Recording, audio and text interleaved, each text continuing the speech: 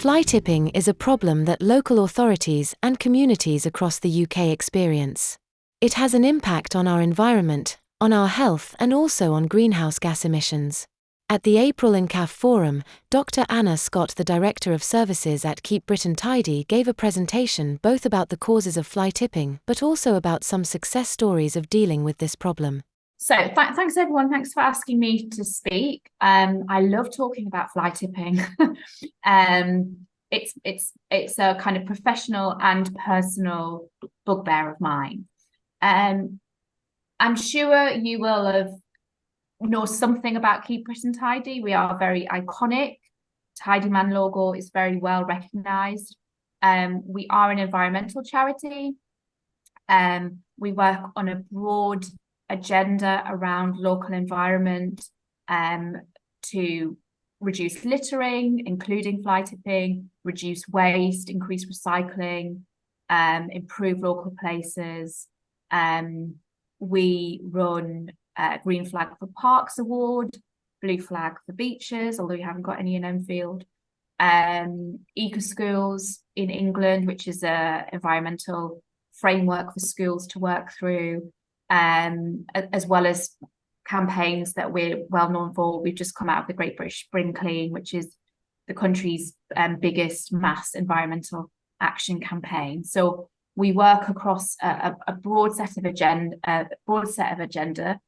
And my role at the charity is I'm Director of Services. So I lead on most of our work in conjunction with local authorities.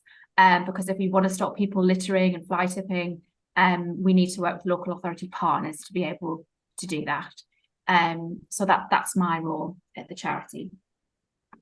So just to set a kind of national picture, this is graph, and appreciate some of the text is very small here. But basically what this is showing is how does fly tipping incidents compare across the country, calibrated, if you like, for the population.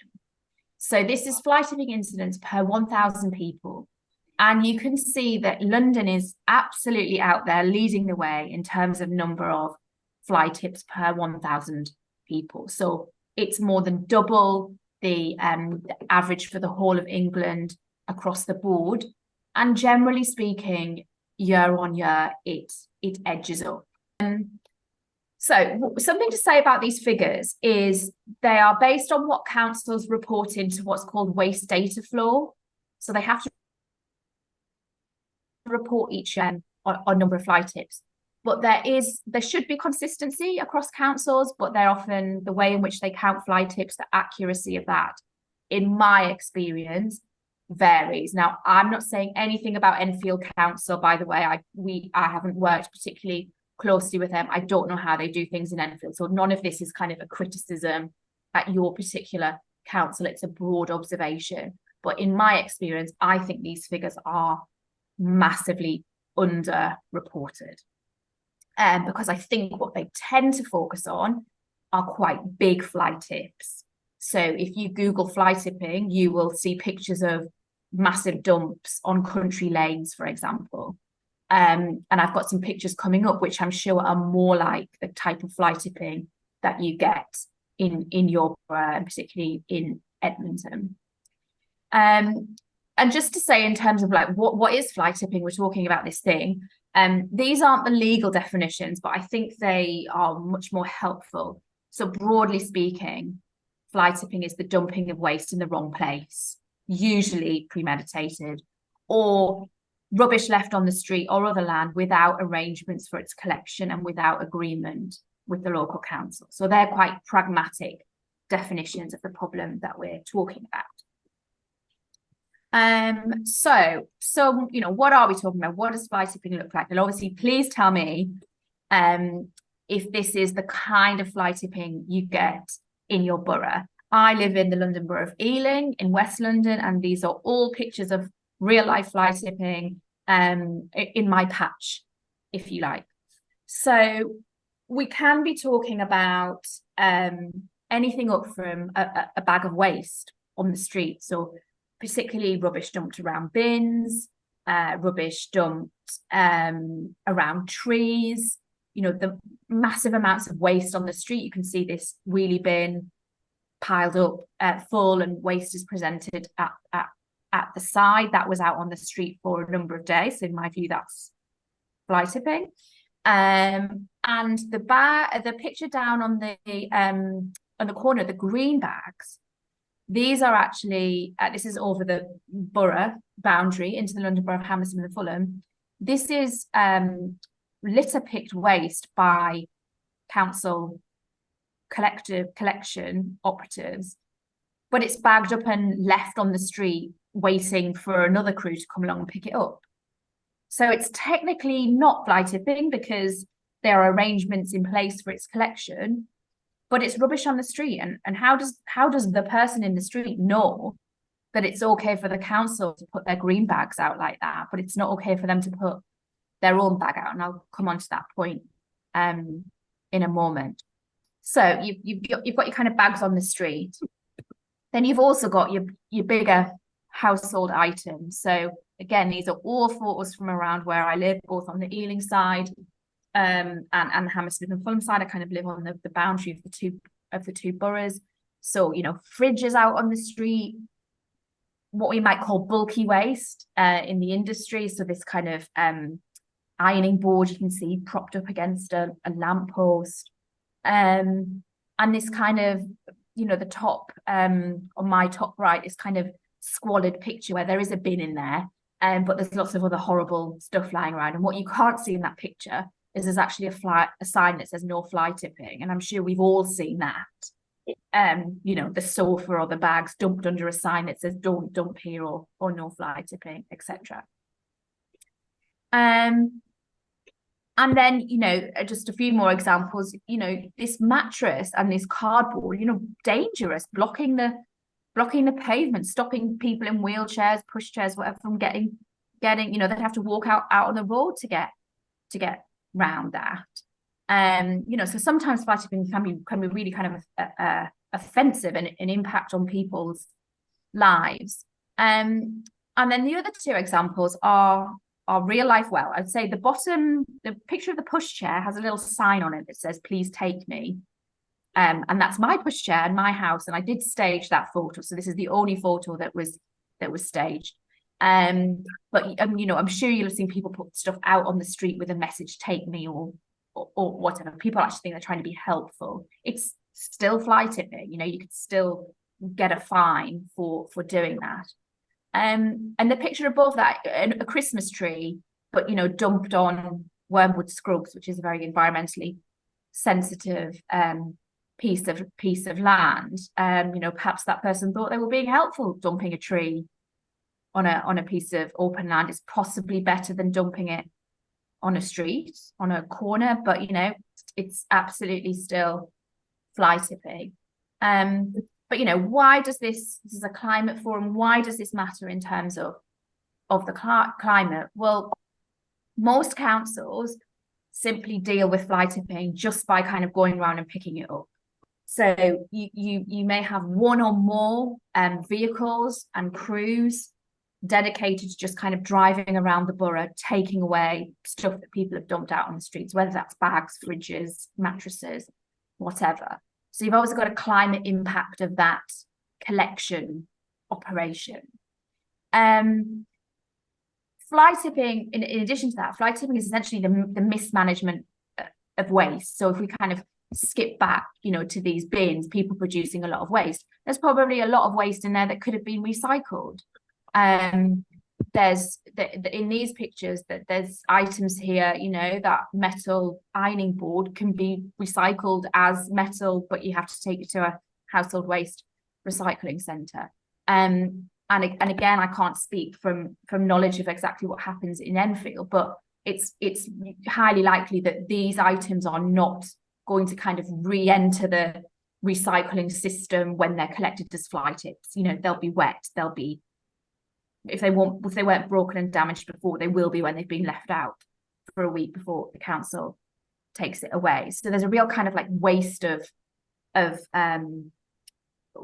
resources there, both in terms of funneling it back into the correct channels to be dealt with through reuse and recycling, and also just simply about the kind of the personal footprint of that person who's chucking away the television or chucking away the mattress. And we know that to stand any chance of solving the climate crisis, we also have to look at our own consumption and our own wasteful ways. So what we did at Keep Britain Tidy, starting from a number of years ago, was actually trying to look at, well, why do people dump stuff out on the street? And I certainly know where I live. I suspect it's similar in Edmonton. My feeling is it's largely a problem of people putting their own stuff out on the street. There's definitely an element of your kind of rogue trader, opening the back of a van and chucking out a load of stuff.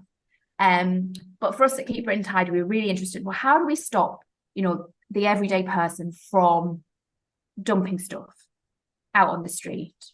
And so we researched this issue from a number of different perspectives. We absolutely talked to fly tippers. Now, very few people will say, I'm a fly tipper, talk to me. But you can identify them by asking them about their behaviour and identify them as fly tippers and talk to them about their behaviour. And that's what we did. And we pulled all of that work together into this publication. So it is available on our website. You can download it for free. You just have to put your details in to access the report.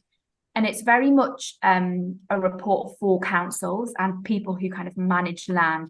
But I do think there's a lot in there for your kind of community groups and your grassroots groups to understand the behaviour and take councils on the right path with this, because a lot of councils, their response to fly tipping is simply just to pick it up.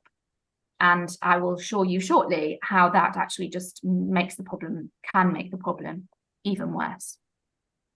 So in this publication, we kind of distill everything that we found into 8 insights into people's behaviour as to why people fly tip, and also talk about what that means, what it means about what you can do about it, because that's the important thing, isn't it? It's all great doing some research, but it's kind of like, so what do we, as people who want to stop people from fly tipping, what do we do with that insight?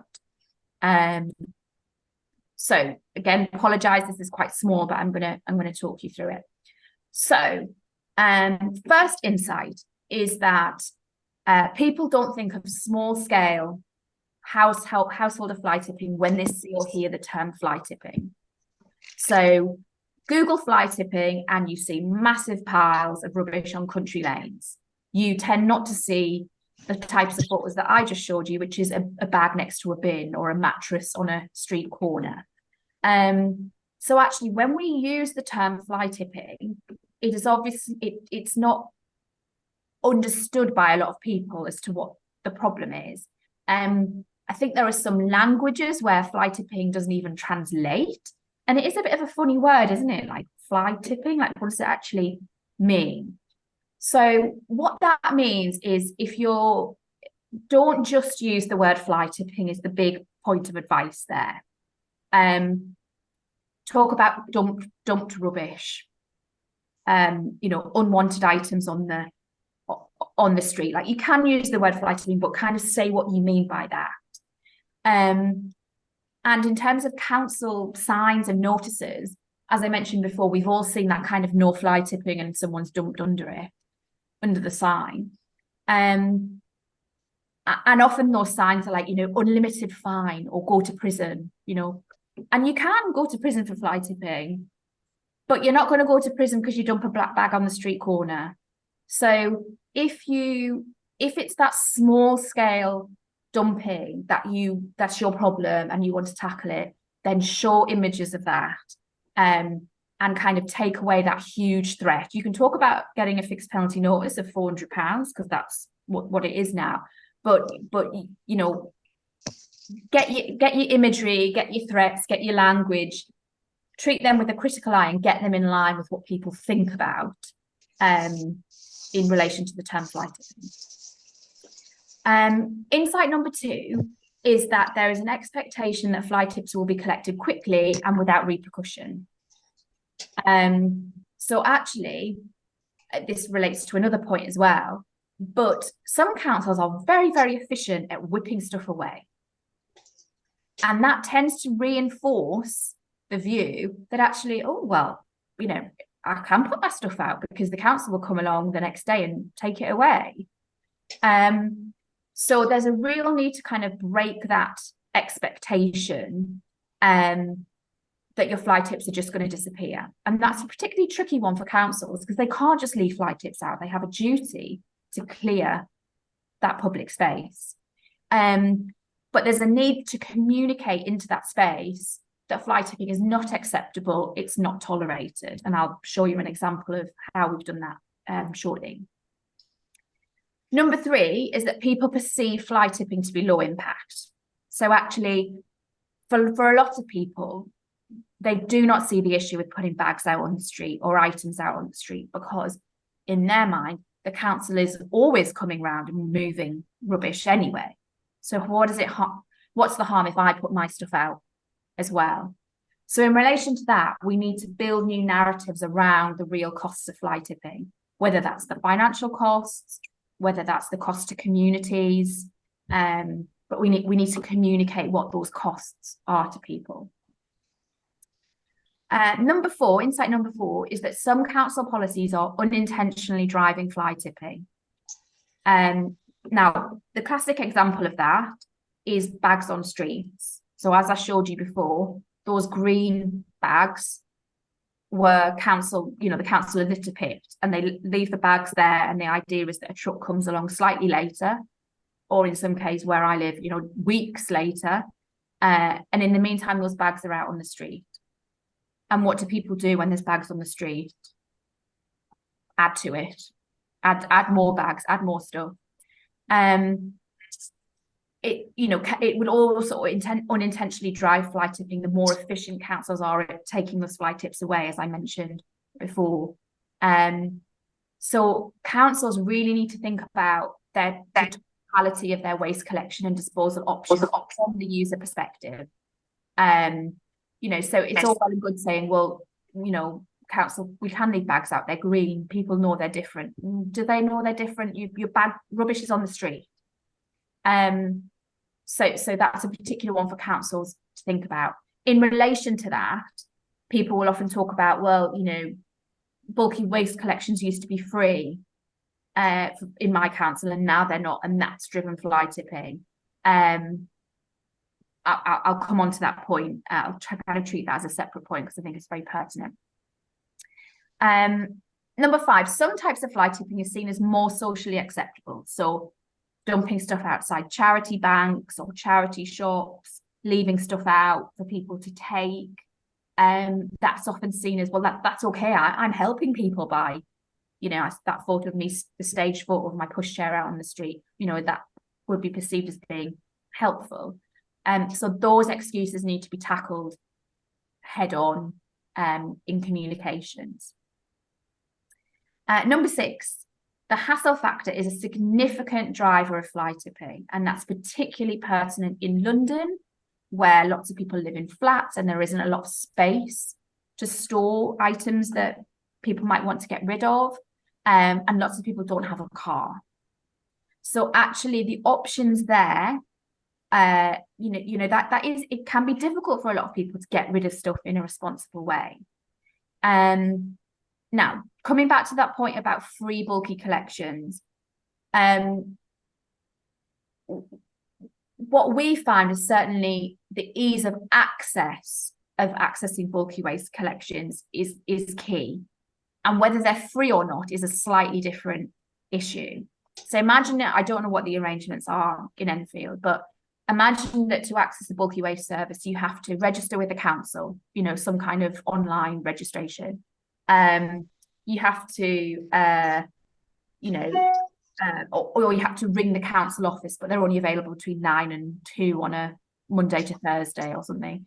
You have to book your appointment. Then you have to wait 2 weeks till they can actually come and get you. Then you have to move the stuff outside yourself, but you can't leave it out too early because then you'll get done for fly tipping. Like all of this thing is, it's difficult, isn't it? It's not an excuse, but this is what fly tippers have told us.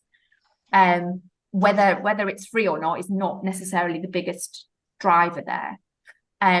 So we really need to make services more attractive compared to the alternative of fly tipping, and that comes on to a later point I will raise about enforcement.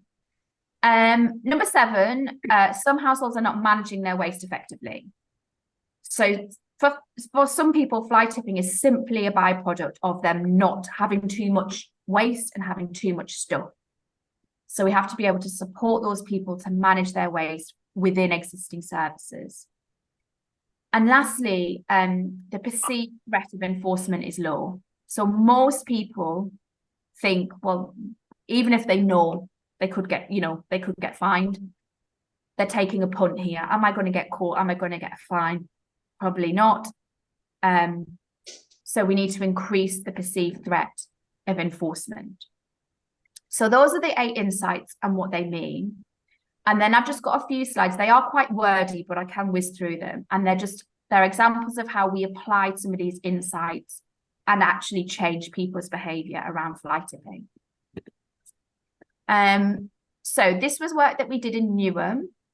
And rather than the council immediately taking fly tips away, the council wrapped the fly tips in crime scene investigation tape and left the fly tips in situ for an agreed number of days. And when we piloted this, it had an up to 73% reduction in the number of fly tips on that particular street. And the impact of that remained beyond the lifetime of the intervention.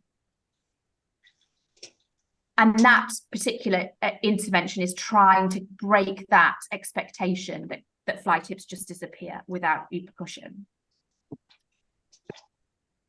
Another example that we did with Newham Council was we removed fly tips, but we left a message behind. So if you can see on the wall, it was in chalk paint, so it does eventually come away. Dumping stuff wastes pounds for your community. And again, this was to try and address the insight that people think fly tipping doesn't have an impact. This achieved an average 67% reduction in fly tipping with no displacement. So it didn't just move around the corner in the particular area, it didn't appear. And again, the impact of that lasted longer than the time length of the intervention. And it seemed to carry on, that drop in fly tipping was evident 2 years post-intervention. So it seemed that this one in particular seemed to change people's kind of hearts and minds. Lastly, this one was about no waste on streets. So this was about containerizing waste, particularly from flats above shops, and just making it look neat. So there weren't bags on the street. This received an average 24% reduction in fly tipping, which is not as high as those other 2 interventions, but still really, really positive. And after those pilots, Newham went on to scale the stencil and the tape interventions.